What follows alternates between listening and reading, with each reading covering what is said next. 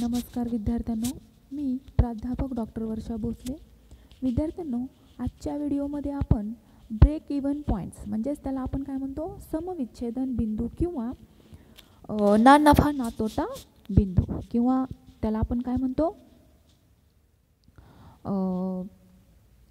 समविच्छेदन बिंदू. तर विद्यार्थ्यांनो समखर्च प्राप्ती पातळी बिंदू असंही त्याला म्हणतो.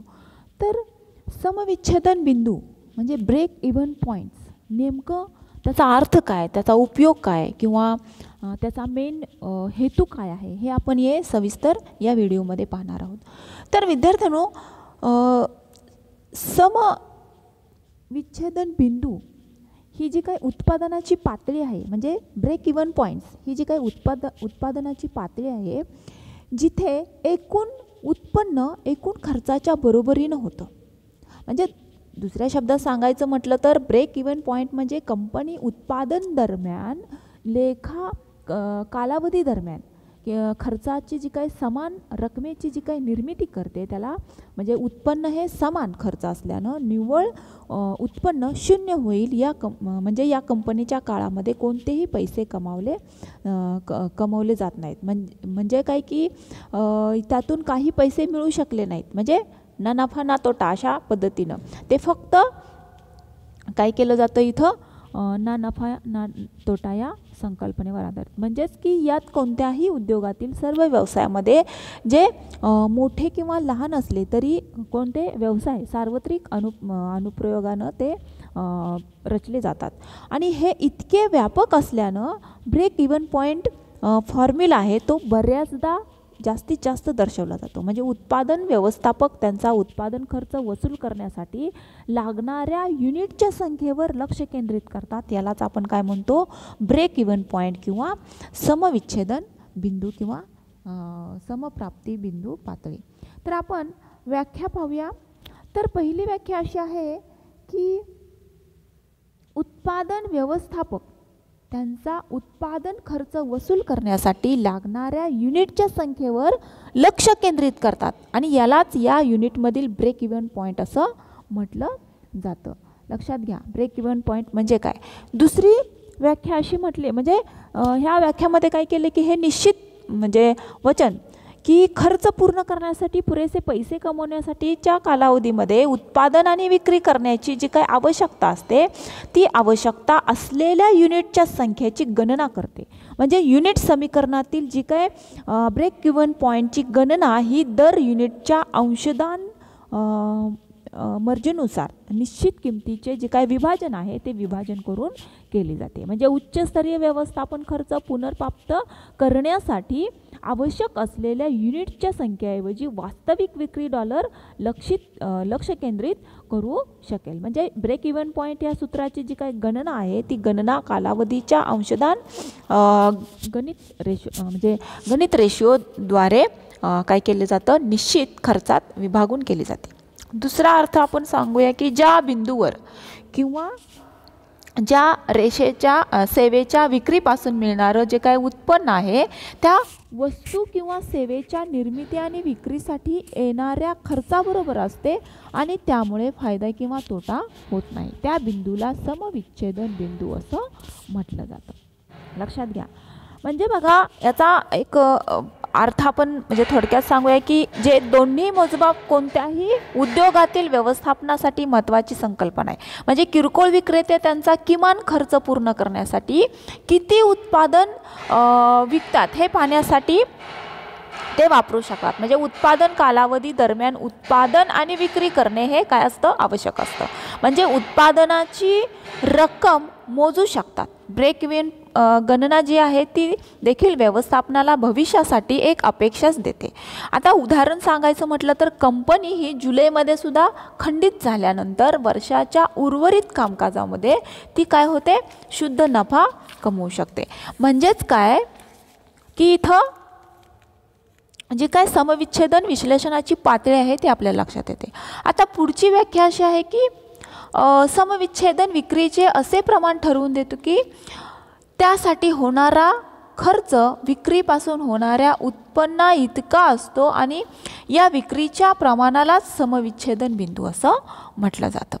म्हणजे इथे तुम्हाला अगोदर सांगितलंच की समखर्च पातळी बिंदू म्हणजे ना नफा ना तोटा बिंदू, ज्या बिंदूवर किंवा सेवेच्या विक्रीपासून मिळणारे उत्पन्न हे वस्तू किंवा सेवेच्या निर्मिती आणि विक्रीसाठी येणाऱ्या खर्चाबरोबर असते आणि त्यामुळे काय होतं की फायदा किंवा तोटा होत नाही. त्या बिंदूलाच काय म्हणतो आपण, समविच्छेदन बिंदू असं म्हणतो. म्हणजे कोणत्याही उद्योग व्यवसायात नफ्याची बाब नशिबावर सोडून चालत नाही, लक्षात घ्या. त्यासाठी काय करावं लागतं, नफ्याचं सुयोग्य नियोजन करणं हे अपरिहार्य ठरतं. या नियोजनामध्ये नफा कमवण्याच्या कृतीचा जो काय अभ्यास करावा लागतो, म्हणजेच नफा कमवण्याच्या क्षमतेचे सूक्ष्म आणि वास्तव मूल्यमापन केल्याशिवाय नफ्याचं नियोजनाचं जे काही कार्य आहे ते कार्य पार पडता येत नाही. लक्षात आलं. तर व्यवस्थापनाजवळ उपलब्ध असलेली संसाधने आणि उत्पादन क्षमता यांच्या संदर्भामध्ये विक्री उत्पादनाचा आणि एकूण खर्चाचा साकल्याने अभ्यास करून विक्रीच्या विविध स्तरावर नफ्याचे प्रमाण कसे राहील हे ठरवणे सुद्धा आवश्यक असते.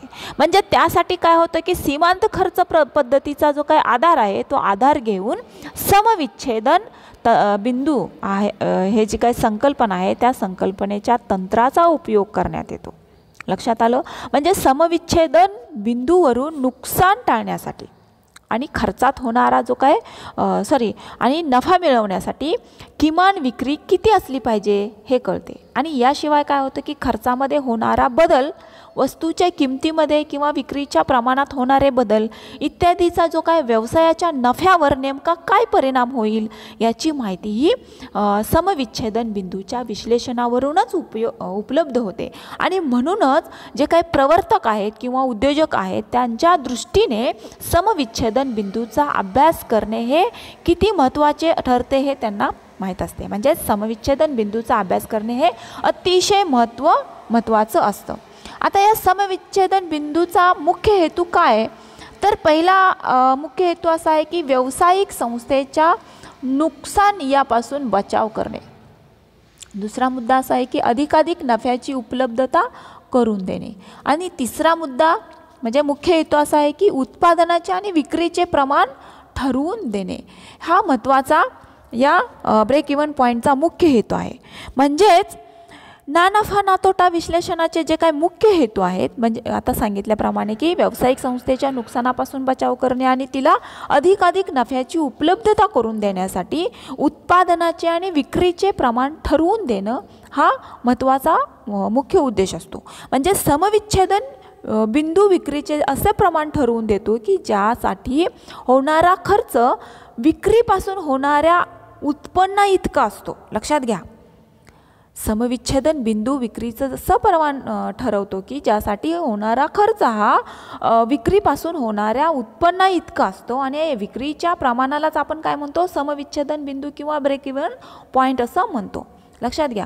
तर अशा पद्धतीनं वस्तूचे उत्पादन वाढवले किंवा घटवले तर त्याचा नफ्यावर काय परिणाम होईल हे समविच्छेदन बिंदूवरूनच समजते. लक्षात घ्या.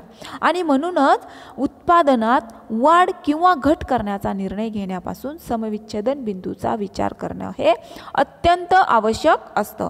आणि या व्यतिरिक्त अनेक प्रकारचे निर्णय घेताना आपल्याला काय करता येतं की समविच्छेदन बिंदूचा उपयोग हा पुढे म्हणजे वेगवेगळ्या धोरणानुसार किंवा व्यवस्थापनानुसार करता येतो. आता हे उपयोग कोणते, तर समविच्छेदन बिंदूचे उपयोग एक संचालन धोरण आणि दुसरं व्यवस्थापकीय नियंत्रण. संचालन धोरण आणि व्यवस्थापकीय नियंत्रण. तर प्रथमतः आपण संचालन धोरणामध्ये कोणकोणते उपयोग येतात ते पाहूया. तर पहिल्यांदा आपण संचालन धोरणामध्ये पहिला असा उपयोग आहे की नफा आणि किमतीबाबत पूर्वानुमान. नफा आणि किमतीबाबत पूर्वानुमान. तर विद्यार्थ्यांनो दुसरा मुद्दा असा आहे की नफा आणि मजुरीतील फेरबदलाचे परिणाम.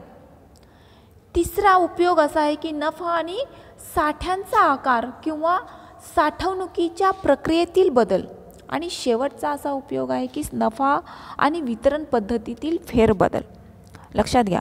तर म्हणजे संचलनाशी संबंधित धोरण ठरवताना ज्या काय समस्या निर्माण होतात त्या समस्या सोडवण्यासाठी समविच्छेदन बिंदूचा अशा पद्धतीनं हे जे काय मी तुम्हाला पॉईंट्स दिलेले आहेत त्याच्या आधारे उपयोग करतात. म्हणजे नफा आणि किमतीमधील पूर्वानुमान, नफा आणि मजुरीतील फेरबदलाचे परिणाम अशा पद्धतीनं म्हणजे इथं उपयोग केला जातो. पुढचा ब आकडा व्यवस्थापकीय नियंत्रण. तर विद्यार्थ्यांनो, व्यवस्थापकीय नियंत्रणामध्ये व्यवस्थापकीय समस्या सोडवण्यासाठी समविच्छेदन बिंदूचा जो काही उपयोग केला जातो तो उपयोग जी काही परिस्थिती ओढवते म्हणजे जी काही परिस्थिती आहे त्या परिस्थितीमध्ये केला जातात. ही परिस्थिती कोणत्या? तर पहिलं नवीन उद्योगांच्या परिवर्तनाशी शक्यता तपासण्यासाठी. दुसरी उपयोग किंवा त्याची परिस्थिती कशी असते की दोन संस्थांच्या नफ्याचा तुलनात्मक अभ्यास करण्यासाठी उपयोग होतो. नंतर नफ्यावर भरावयाच्या आयकराचं विश्लेषण करण्यासाठी सुद्धा काय होतो? उपयोग होतो. आणि नंतर व्यवसाय संचलनाचा खर्च किमान करण्यासाठी आणि विश्लेषण अभ्यास करण्यासाठी सुद्धा काय होतो? महत्त्वाचा उपयोग केला जातो. तर विद्यार्थ्यांनो, अशा पद्धतीनं व्यवस्थापकीय नियंत्रण हे समस्या सोडवण्यासाठी ह्या ज्या काय परिस्थितीनुसार उपाययोजना केली जाते. तर अशा पद्धतीनं ब्रेक इव्हन पॉईंट किंवा ना नफा ना तोटा बिंदू किंवा त्याला आपण काय म्हणतो प्राप्ती विश्लेषण बिंदू. तर अशा पद्धतीचं हे जे काय आपण ब्रेक इव्हन पॉईंटचं चर्चा केलेली आहे. तर आपण विद्यार्थ्यांनो इथंच थांबूया. Thank you so much.